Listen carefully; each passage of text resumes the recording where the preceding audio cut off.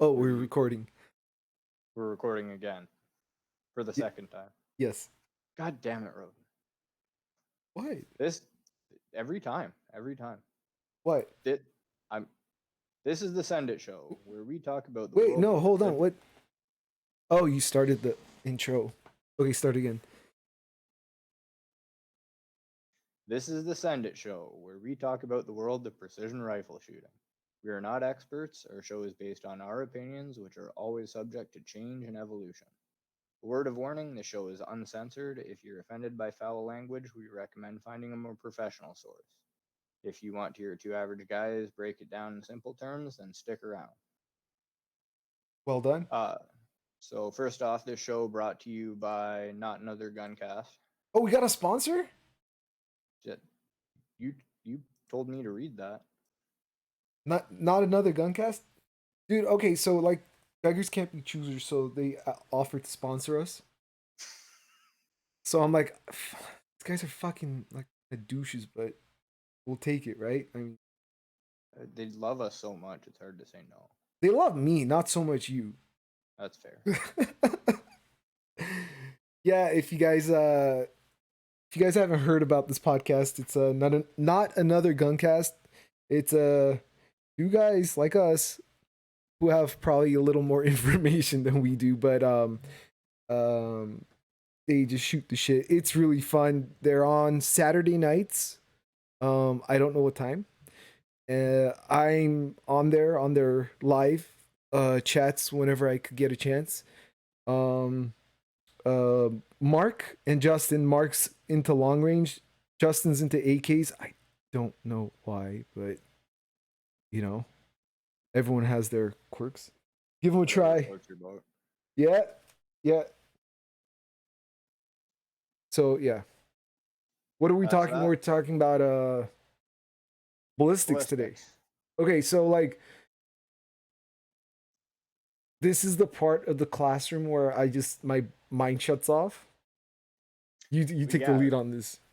This is the big scary stuff that most people look at and go, "Oh, I can't get into long range shooting." But today, this episode, we're gonna try to convince you otherwise. Well, no, not really.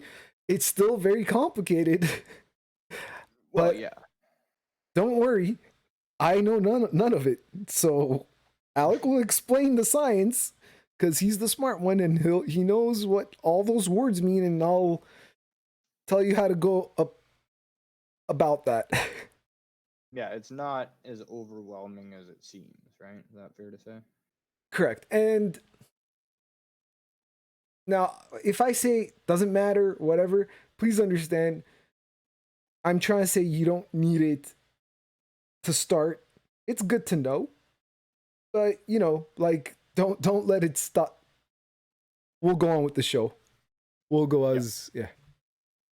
Okay, so briefly, three kinds of ballistics. There's internal ballistics, which is the science of a projectile in motion within the rifle. I'm not a physicist. We're not going to talk about that. There's external ballistics. Today's episode, the science of a bullet in flight, trajectory, and such.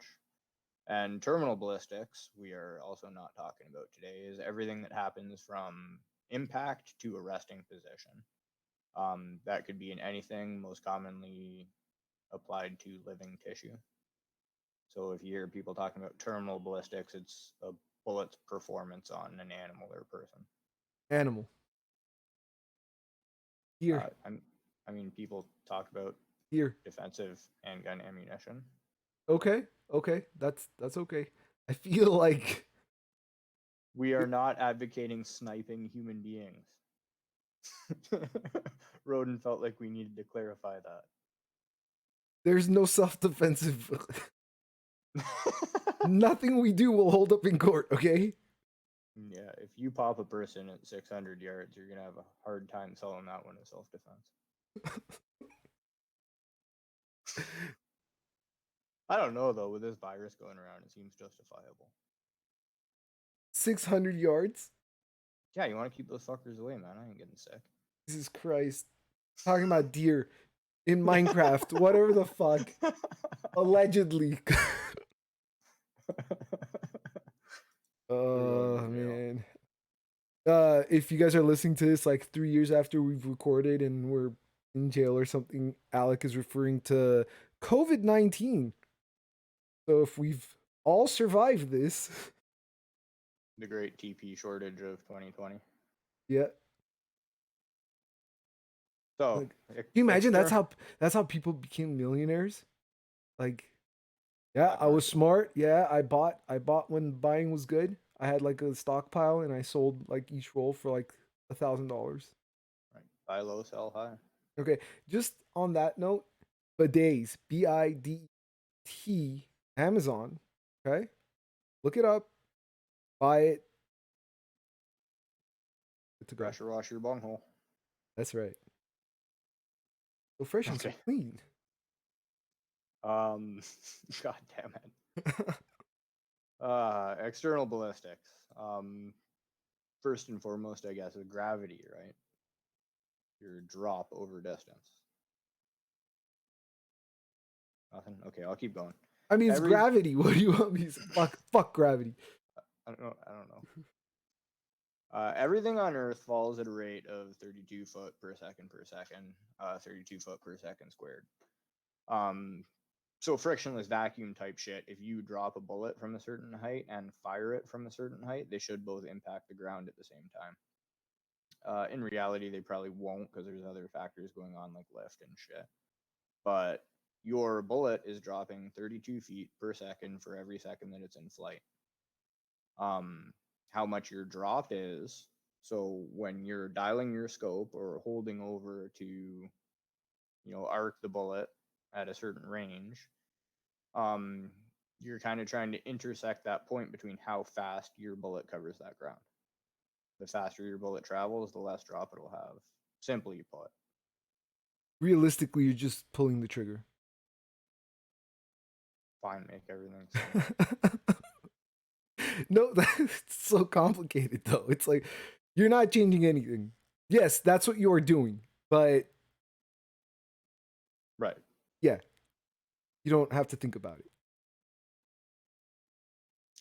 So factors that influence gravity's effect on a bullet are drag, right? Yep. Um, So like the energy it takes to move the bullet, I guess.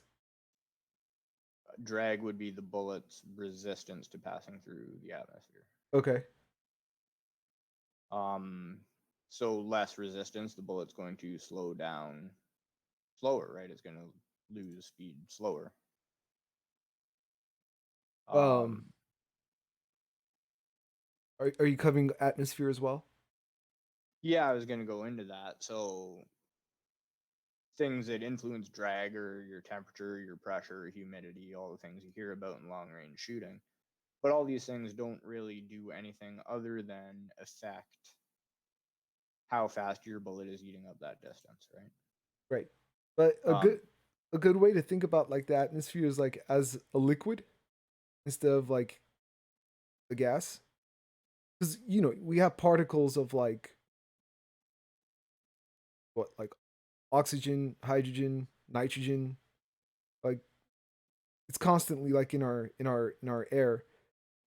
And temperature affects altitude, temperature. These things affect like humidity, which the molecules will, get closer to each other or get further from each other. So best way to think about it is if you have something tighter together, it's gonna be harder to push something through it. Where if you have things spread apart, there's less um uh, resistance. resistance. Yep. That's Yeah, basically and the simplest way I could put it, I guess. no, that's totally right. And most of it's common sense, right? Like warmer air, the molecules are more spread out. It's less dense. Your bullet will have less drag. Right, Um, the less pressure, the higher the altitude. The air is thinner, the higher up you go. right. That's Less why you see people wearing like those oxygen masks when they're like climbing Mount Everest and shit. right. Um, humidity though, humidity is counterintuitive. More humid is less dense. That has to do with water droplets in the air displacing air molecules or something. I'm not going to pretend to understand that one. Is that really true? I didn't even know that. I thought the drier, like the less humid. No, I double triple checked just to make sure I wasn't making an ass out of myself. More humid, less dense, Weird. right? Not what you would expect for humidity. Nope. Um, Interestingly, but completely useless to us, the fact that a bullet travels faster than the speed of sound has a drag influence because that bullet has to push through the shock wave it's creating at the front of it by going faster than the speed of sound. Yeah, the I just sound thought that is. was interesting to throw in. We can't control that, so it's irrelevant, really. I guess you can if you live in a state that allows suppressors. Your bullet's still going supersonic. That's true. Yeah, the shockwave is gonna go faster. Mm-hmm. The shock, so the fact that it's going supersonic, it's breaking the sound barrier, creating a shock wave at the front and the back of the bullet, right? There's two. Right. And the one at the front, the bullet has to push through to keep moving.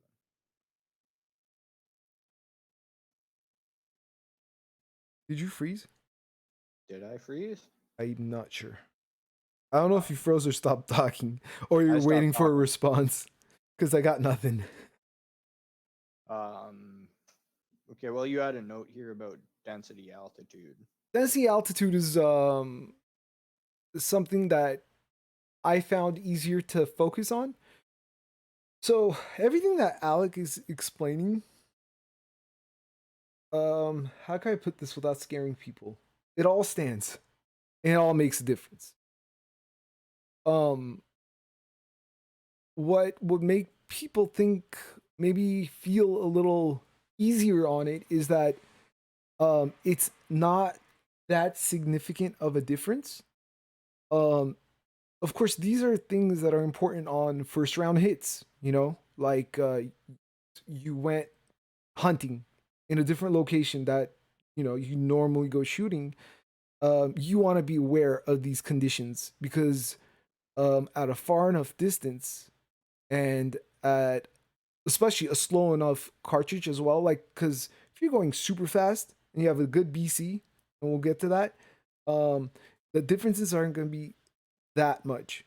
When the opposite is true, say you're going pretty far, a heavy round, for game or whatnot, you want to be aware. Density altitude is a mix of basically um, your humidity, your temperature, and altitude. So it's a formula, and I would love to give you the math on it, but I don't know how it is. But it's a good way of communicating with each other. DA. So if I'm out, people won't ask me what's the humidity, what's our altitude, what's the temperature. They'll just ask me, hey, you got DA, density altitude. If I just give them DA and they put that, if they plug that number in, they will get on their ballistics app a number that's true. It doesn't matter, right? Because it's a mix of all these things. So if your humidity's high and your altitude's low and your temperatures, if your the DA will be your DA, and you could use it on any temperature, any altitude, any humidity. It's a nice standard to know of these three things.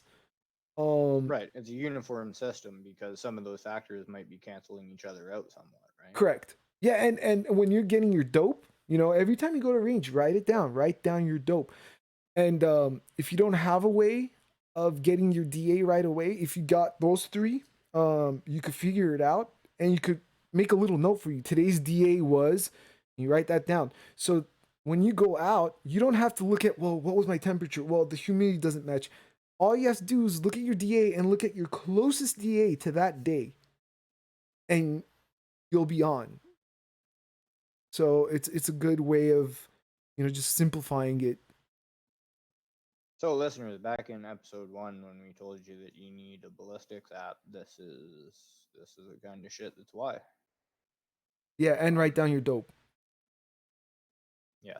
Oh, well, when you're writing down your dope, write down the conditions, basically your environmentals. What was the what time, and time is important too, because Another factor is I could go to the range in the morning and my impacts will change throughout the day. That's because my environment's changing throughout the day, right? It's constantly changing. It's getting warmer and the humidity's getting higher and my altitude's not changing, but my DA will change. Yep.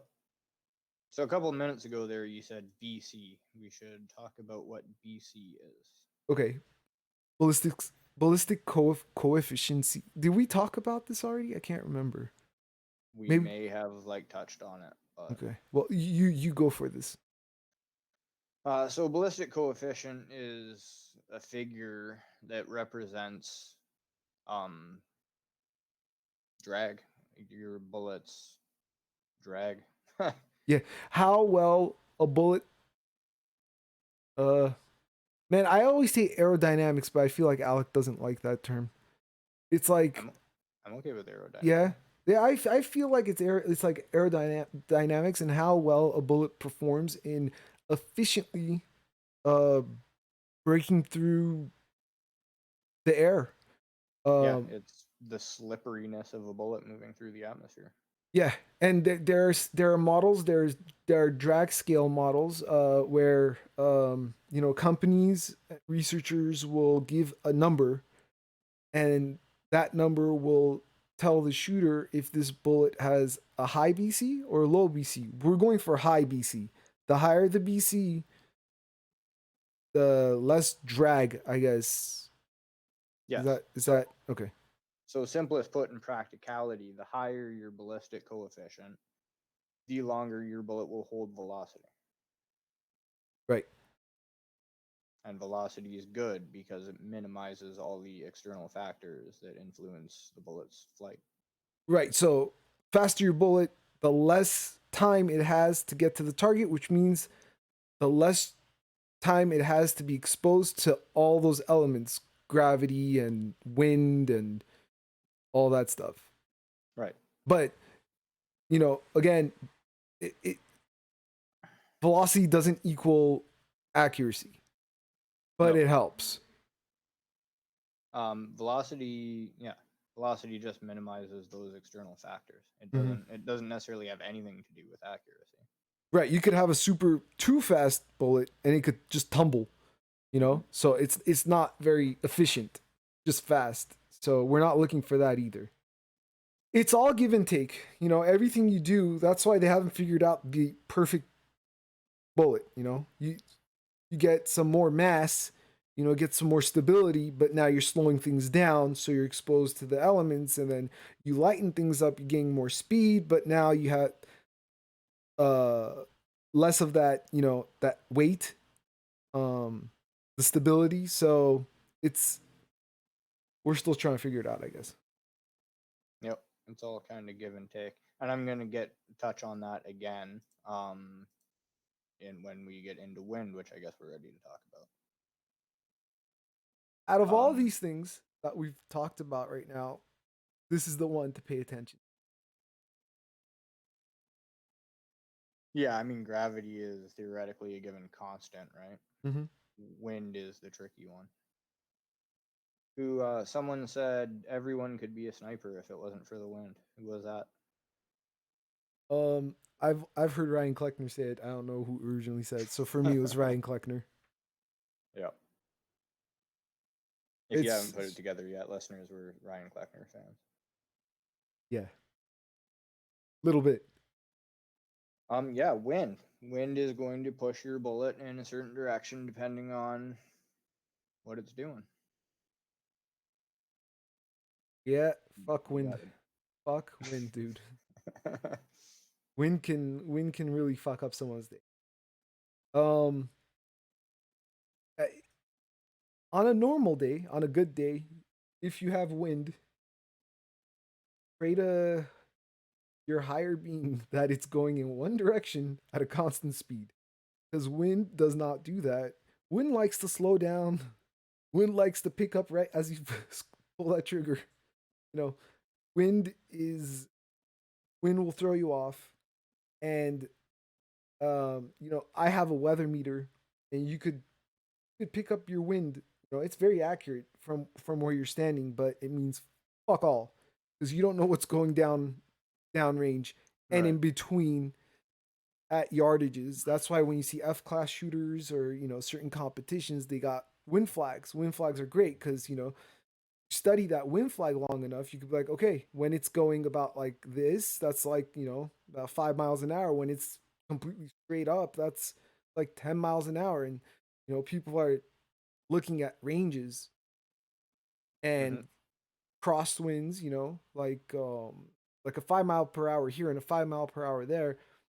Most people would cancel it out, but it's like the further distance is going to make more of that impact because remember, as we're going down range, the bullet is getting slower and slower and slower. So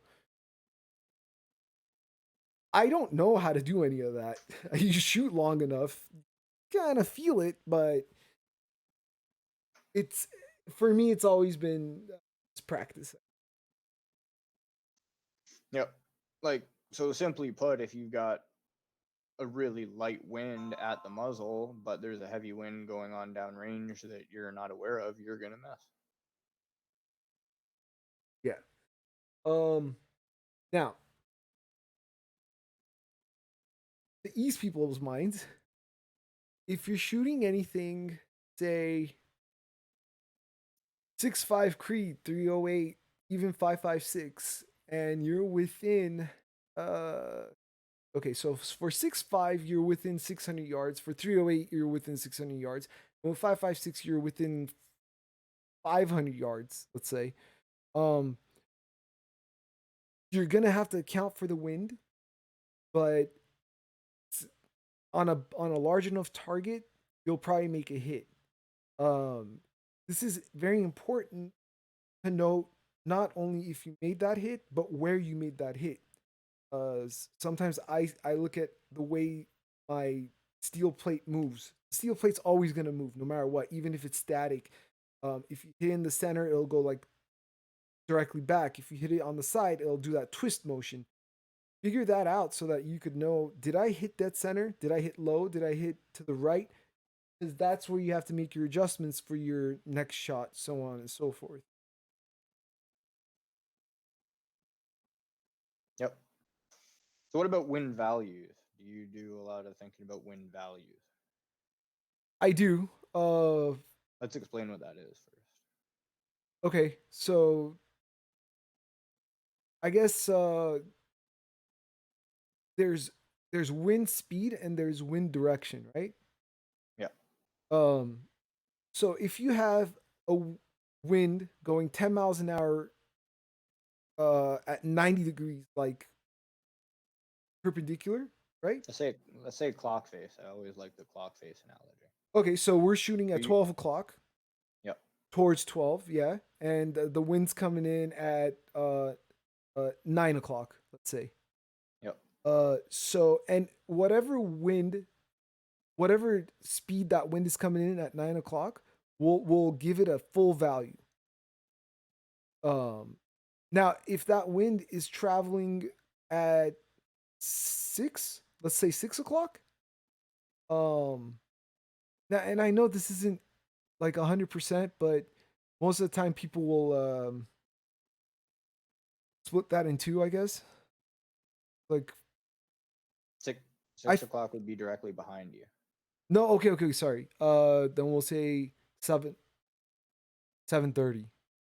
Why don't you 7:30. explain this? Because I'm gonna make it complicated. Yeah. Okay. So 9 o'clock, moving left to right, 9 o'clock to 3 o'clock would be a full value wind. From 7:30 to fuck. Now I'm lost too.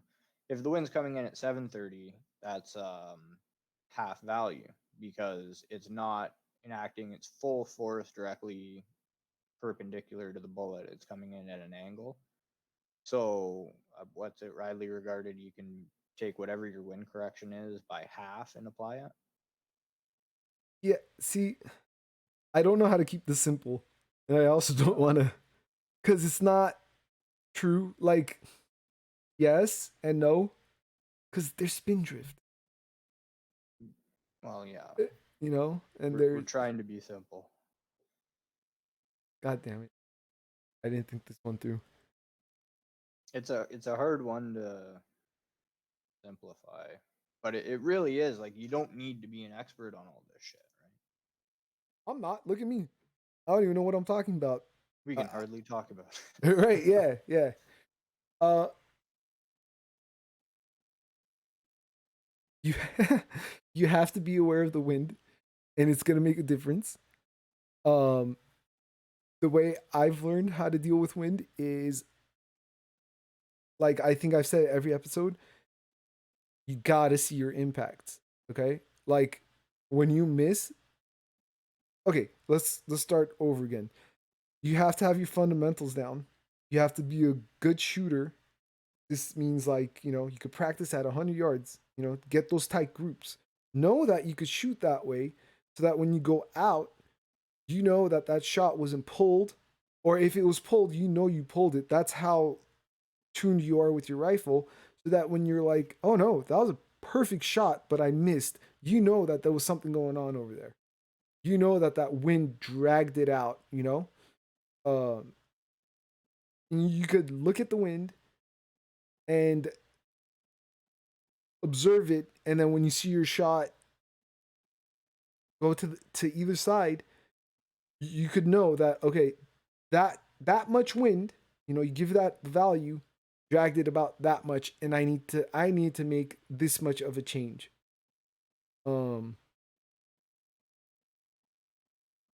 so this is gonna be really important past your 600 yards. Um, with a 5.56, maybe even less, but a good way of learning wind is a 22 LR, because with a 22 is you'll actually see that bullet like just do that curve like in the movies. Just like Yeah, it'll like, phew, you know. Yeah, I feel like I'm not very prepared for this one. yeah, I thought this was gonna be more eloquent than it was. But I mean, what do you want to say? Win something that you have to see in practice, right? You have to get a feel for it. Yeah, the two things that I can't really explain to people, um, are is wind and movers. So with movers is like a moving target that's going like left to right, right to left, and it's almost like you have to you have to calculate your wind, you have to calculate your muzzle velocity, you have to calculate the target speed, and all three of them, if you're trying to put math behind it, is I'm not going to get that. So what do? I go and shoot and get kind of a feel for it, and I have no science of how I do it. It's I kind of know, um, and I try not to worry about it as much. My main concern is watching my target, seeing my misses. If I miss once, I'm okay with it, but I want to get the second time, and I think that's how I've learned. Right. So I wanted to talk when we said earlier about not being able to find a happy medium. I found this interesting. I was reading, and it seems that modern Spitzer bullets, so the if you shoot a rifle, the kind of conical nose bullet that you're used to, are really not great for wind because the nature of their design, they're more prone to be shoved off course by wind than say like a round nose. Like think like 6.5 Carcano, the long round stubby cigar shape. Mm-hmm. Those are actually better at maintaining their course through the wind. The problem is modern Spitzer bullets have a much higher BC. They have way less drag than a bullet of that design. Mm-hmm. So then it kind of becomes what's more important, that you're defeating the wind outright by structure of the bullet, or that you're just going faster that the wind has less play. Well, if you want to tag a target at 1,000 yards, the answer is pretty obvious, right? I'm going for speed. Right. I just BC, I guess. Yeah. yep. I just thought that was an interesting thing to think about. It really is. It could get so complex. You know who's good at if you're interested in all this stuff and want to actually know the science behind it, there are people like Brian Litz. Uh he does like the applied ballistics software and um he's the guy, you know. One of the reasons why we have all this software and all this data, um I'm not smart enough to get all that. Um Right. I'm just not. Um, We are not aerospace engineers. it's not rocket science. Mm, It is though. kinda. Yeah, no, no, it totally is. I think this is a look. Look at how little I know, or that I can even explain. But you can get out there. Um, oh, here's a good example. I might catch shit for this. And there's a lot of things that me and you talk about, and then later on we're like, oh, what if? So, Alec got a new scope. Okay, since I've met Alec, we've been talking about reticle illumination and how pointless we find it. And the Right. only reason we could come up with was night vision. Maybe. And Alec brought up the fact that his reticle is so fine, which is important on the first focal plane because when you're zooming in, it's magnifying it. You still want those crisp, clean lines. But when you zoom back out, it's so fine that it's like you can't really tell what's going on. And I don't know why it hit me that second because he brought up illumination again and how pointless it is because his scope has illumination. And what if illumination works when it's at a low magnification and all that reticle is like bunched up together and there's like kind of like a dot and it just kind of hit us. Yeah. So Maybe that's it. And I was so playing around with it. I mean, I can make out my reticle on the lowest magnification. It'd be good enough for minute of deer. It's not ideal for precision work. But you turn that illumination on and it makes things a little easier. yeah, I need to try this out on like a sunny day, see if it holds true outdoors. But what Yeah, I was definitely. saying is I'm gonna make a statement right now, and we might think about it like a few weeks or months or years later, and find my statement to be untrue. But this year at SHOT Show, Trigicon released the spotting scope, which is like insane. When I heard about it, I was wondering if I should sell my car and buy one of these. It's $8,000 spotting scope, but the cool thing about it is it reads wind, right? So you're pointing at your fucking target, and this device is telling you your wind holds and stuff. It could read crosswinds. It could and the miles per hour, and it just gives you value. And you're like, How? Like sweet. it's got a built-in wind meter? Yeah, I don't know of like the science behind it. I'm assuming it's some kind of a Doppler radar or something. You don't need to go down range and set anything up. It does it internally. Right. It picks it up. It reads it. Um, So are you saying that it's detecting like variables in wind as you go down range, or is it just yeah. at the scope? No, no, no. Oh, It's picking it up. So I'm assuming it's picking up mirage, like right. just how I read wind. The way I read wind, by the way, is like mostly mirage. Mirage is that heat. How do you explain mirage? It's like the Heat waves that visually detectable heat waves. You can see right. them. So when you see You've him all going seen straight up, Mirage. right. But when you see him going straight up, that's like I'll give it a no win value, although there's always win, but I'll give that a no value. When I see it going a bit like, slanted, that's like your half value, and then like your verticals are your full value. I think this is picking it up. But like on my point, so it's an $8,000 device, and then I come to find out it's good up to 500 yards. And I'm like, Oh. are we really concerned about wind at 500 yards? Because look, I'm gonna be honest with everyone. 500 yards, my 6'5" Creedmoor, meh. It, it it's I'm not I'm not saying it doesn't make a difference. It does, but um, if I feel okay, you'll get good enough that you'll know that there's wind, and you could just hold a quarter target to the left or right, whichever side, the opposite side of the wind, and you'll probably make a hit. And if you were off, you'll be off by very little, and you can make that little more adjustment. You can be like, oh, I was off. I need to hold a little more. Um, these these ranges, like with a 6'5" Creed, 600 yards, I think we're all okay.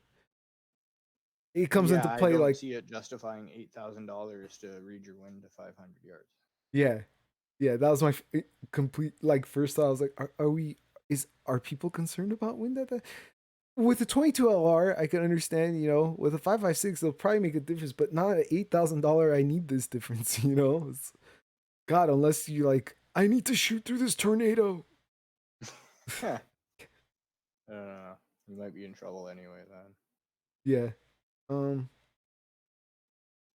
Um. So yeah, that's wind and gravity are your big ones, right? It all comes down to the flight time of the bullet, and so that's got a lot to do with your ballistic coefficient in a nutshell. Altitude, I feel like, is something that hunters and maybe match shooters should be aware of.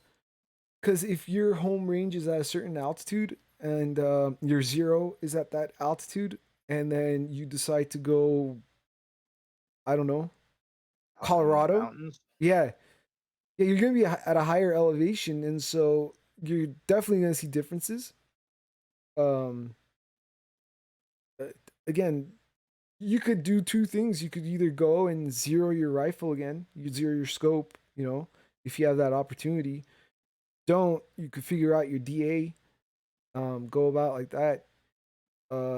Some of these apps have offsets where you only have to zero your scope again. You could just tell your app that today my zero is here, and every value it'll give you for that day after that will account for that and tell you how, like, the value you need to go.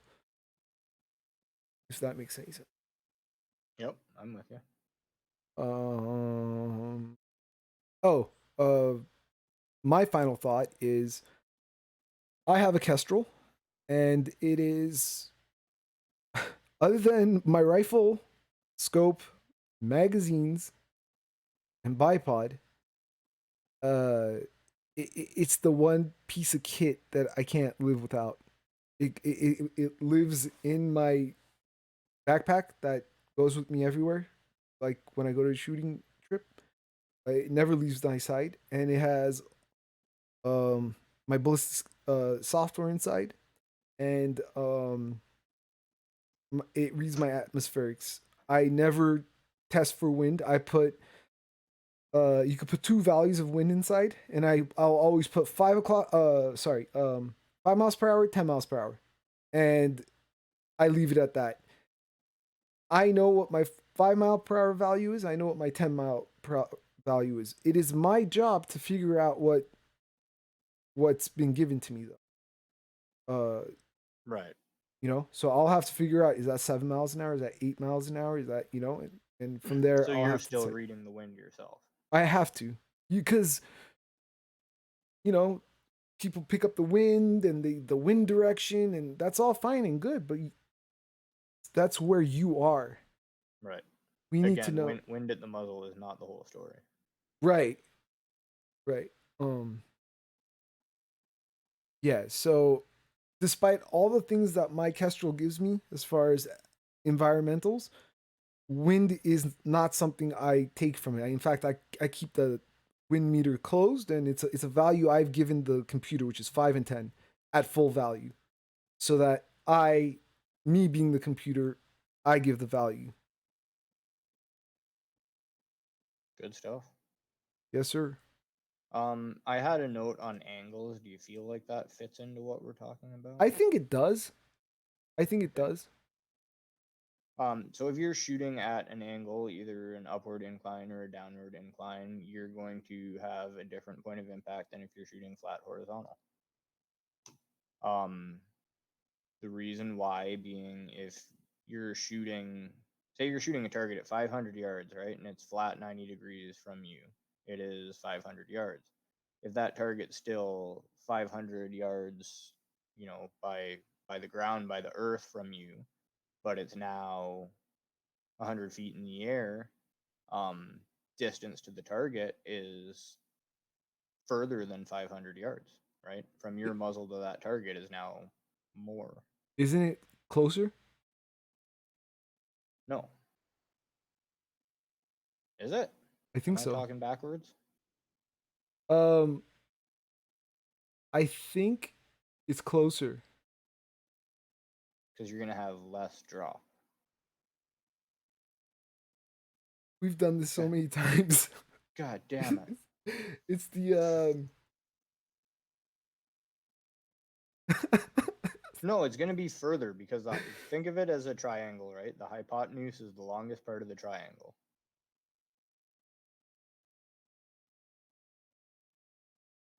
see,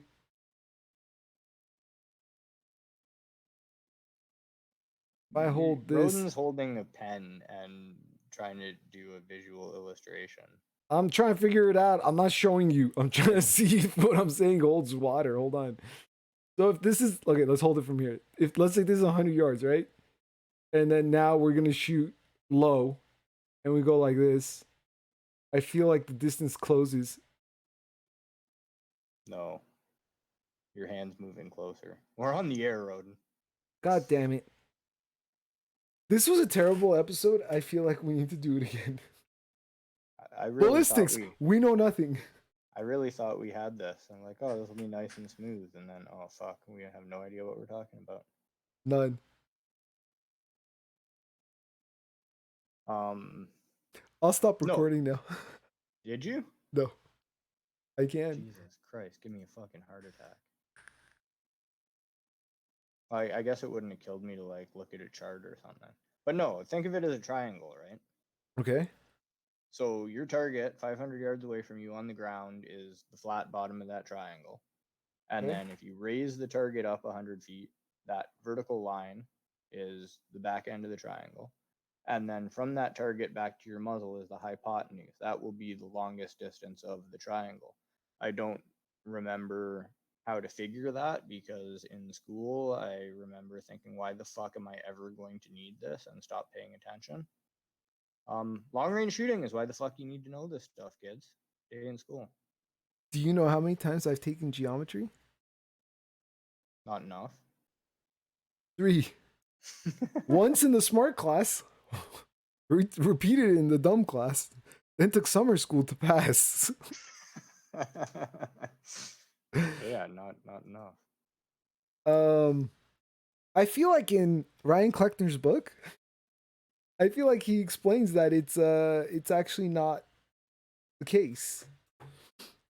That it's actually shorter. Okay, maybe it has to do with the flight path of the bullet is shorter Right. because Right. yes, okay, now we're on. Yeah. The flight path of the bullet is less overall distance because it's not going through as much parabolic arc, right? It's not doing that curvature as much to reach the There you target. go. We're thinking about it That's as it. a straight line instead of okay. Morons. The both of us, morons. I never said I knew this. You're like, let's talk about ballistics. I'm like, you got this one, dude. No, you left me on my own like we correction first. I was like, I could give you input. I never said it'd be correct input. I just said I'd give you input. I don't think we said anything wrong. Just not particularly eloquent and not as hopeful or helpful as I How thought it sure might are be. we about humidity? You want me to check it again? Yeah, here's why I ask. This is how I live my life. My barrel manufacturer, the guy who chambered my rifle, he's not the barrel manufacturer. He's the guy who fits my barrels. He's in Idaho. Okay, these boys like to shoot in humidity of 90%, which for me, doesn't make sense. That's kind of like get out of the lake, shoot on surface. Because what are you doing in 90 degrees? But 90% humidity because I guess it rains in places. So we were talking about my match, and he was asking about my muzzle velocity, and I said 2850. Like, what's your grains? And I'm like 140. He's like, and I told him how it was raining. We got lucky that it cleared up later on. He goes, "Oh wow, it was raining." I'm like, "Yeah." He goes, "Wow, so your speed is like right around like that safety zone." I'm like, "What safety zone?"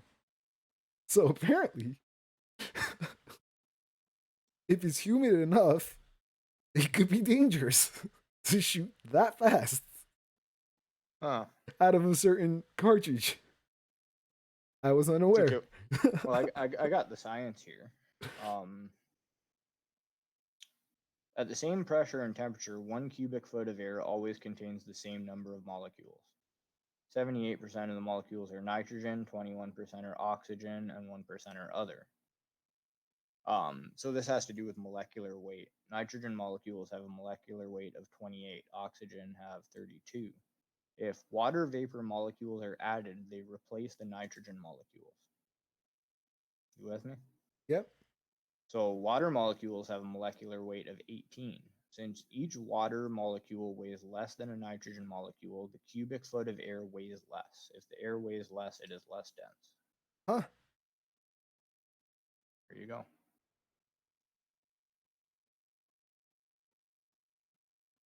I should have just read everything directly off of where I got that from, and I feel like this episode would have gone a lot better. I feel like this is the episode where people are gonna be like, "Fuck these guys." Could be. Um, so those are your major things for shooting long range. There's a lot of other little things in play that sound even scarier, and we're not really going to talk about them today because we did such a bad job explaining this. I don't want to scare people off more. I love that Alec is like, "Well, yeah, that's about it," and it's like we've just confused the shit out of everyone. Like, that's it. That's all you need to know. Write comments, questions to send at show@protonmail.com, and I'll try to explain this better. Or give up and go somewhere else. Okay. It doesn't matter. It really doesn't. Just go out and shoot. No, get out there and shoot. None of this shit matters. It really doesn't. If you're shooting low, remember the turret we talked about? Just go click. You want to dial that up a little You bit. can just dial that up, and you're good to go. If you're using not turrets and you're holding over, give that a little love tap. Just go. You'll be there. You'll get there. Doesn't matter. Walk it in. Just walk it in. That's what I do. Ammo's free anyway. No big deal. Speaking of which, we'll probably do an episode of reloading soon. We're gonna get our first guest on. I think. He's the guy who taught me how to reload. So that should be fun because this guy actually knows what he's talking about. Yes. And It'll be our best episode yet. right? It's like, oh, thank God, someone who knows what they're talking about is on the show finally. Well, I'm looking forward to that one because I know nothing about reloading. Reloading's a fun one. Reloading isn't fun for some people. I guess it is, but You know what it'll kind be of sickos like reloading? It's kind of people who like cleaning their guns. yeah. But then it's like That was a joke. I like cleaning my guns. stick in the head. Why? Right. Which guns though? That depends. I enjoy cleaning my bolt action. It's fine. Um, Okay, that's fair. I do not enjoy cleaning my vector. yeah. See guns that just get dirty and there's like all these crevices and like one shot it's gonna get dirty again, and then you're like, why even bother? Yep. So I wanted to say real quick, other factors at play, spin drift, Roden mentioned. Your bullet will yaw in the direction that the twist of your barrel is. If you have right hand twist barrel, there will be a constant right hand yaw to your bullet. It's small, or don't even think about it if you're just getting into this, but it's there. It'll be in your ballistic calculator. Sometimes. Uh, sometimes. Yeah, and that's also if you plug it in. Well, Okay. so with okay, I'll tell you the difference. My rifle, 6.5 Creed, 2850 muzzle velocity, 140 grain, both tail hollow points at 1,000 yards. My spin drift is zero.2 mils. Does it make it or break it? Yeah, it makes a difference. But at 1,000 yards, it's zero.2 mils. So you're not shooting 1,000 yards yet. You don't really have to worry about it. Don't have that number. If you miss zero.2 mils to the right, zero.2 to the left. Yep. Terrible. Aerodynamic jump, crosswind jump. Your bullet will rise or fall separate from gravity depending on which way the wind is interacting with it. If your bullet is a right hand twist and you have a right to left wind, your bullet will drop less because I think it's the Magnus effect at play. There's actually lift happening. The bullet will climb the oncoming wind and be subject to slightly less drop. Okay. That's an interesting one. I'm absolutely fascinated by that one, little as I fully understand it. Well, if anyone listened to the scope one, I think Alec brought up that reticle with David Tubbs' design. Which is a Yes. fucking genius reticle, and that's why I kind of didn't want to go into it because that reticle is actually set up for that. This The is a thing, by the way. This one is it's significant. it's definitely um it will ruin your fucking day, kind of a thing. If you're trying to pop prairie dogs at 800 yards, you need to be aware of crosswind jump. So, in simplest terms, not only is the wind affecting your left and right, it's also affecting your up and down. Mm-hmm. So it's something to be aware of. There's just no being aware of this until you get to certain uh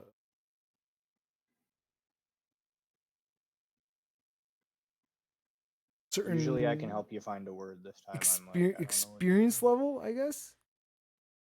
Yeah, I Yeah. mean, don't even think about these. I'm just saying these. If you're interested, if you want to read about it, they're pretty cool.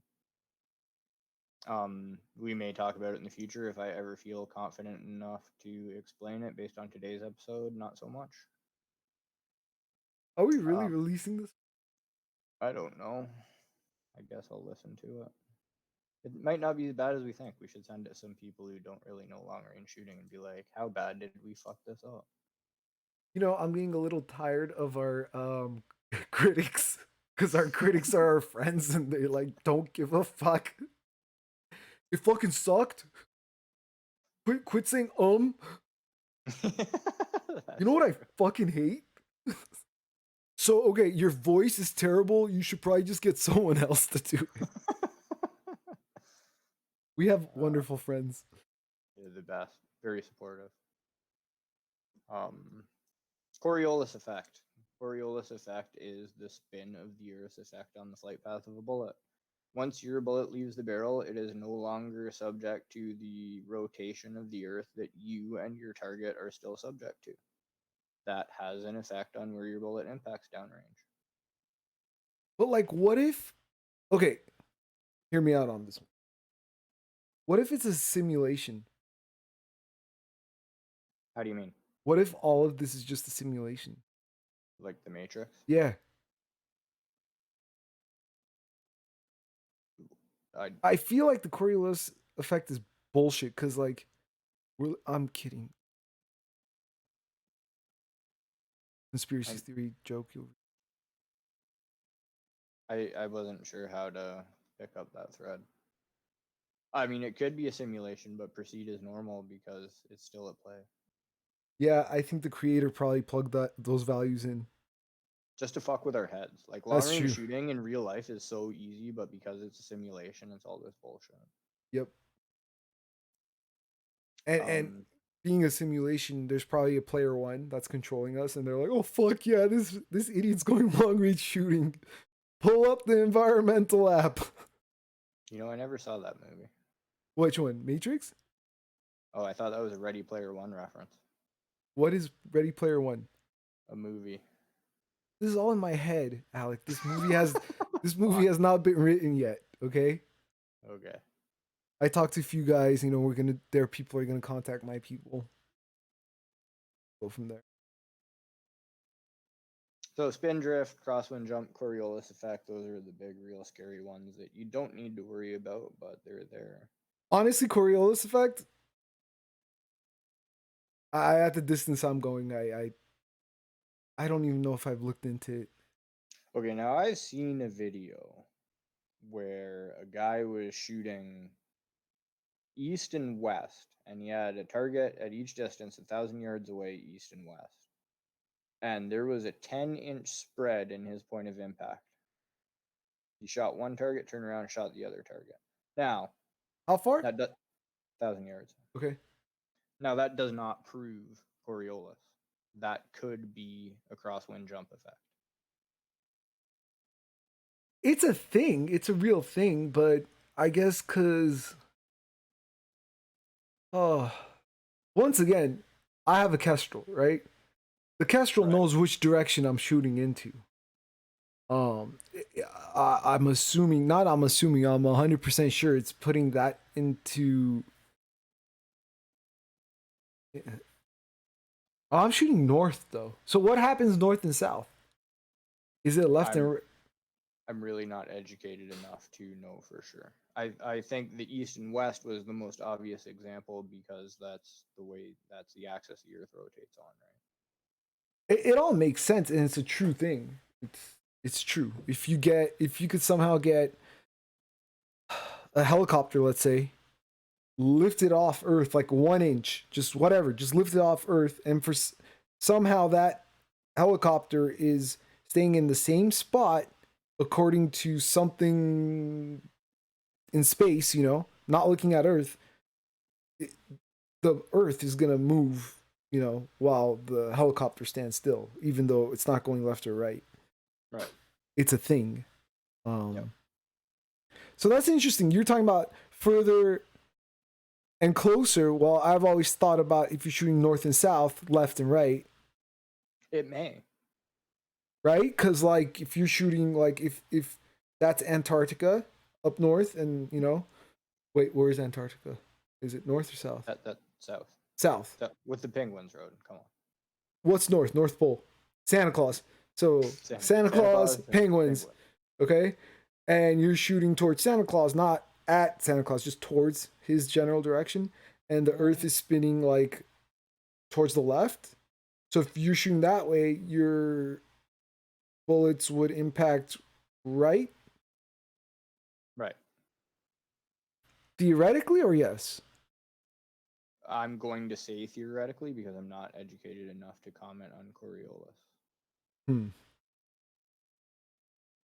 If we ever do an episode where we get deep into this, I will read about all those fancy things like Magnus effect, and there's another one. What's the Magnus effect? Have you ever seen that video where the guy drops a basketball off a dam and he puts backspin on it, and you see the basketball go down and away from the dam? I haven't seen the video, but okay.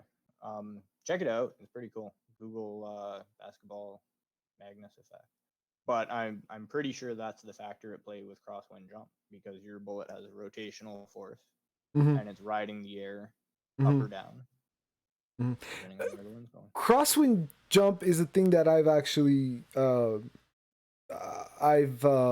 experienced, and it's actually really cool. I don't get to shoot in an area where it's a constant wind, but when I did that one day where it was I'd say about 15 to 20 miles per hour, but constant direction, 45 degrees coming in from like 7 o'clock, and as the wind would pick up, I would actually aim low, I think.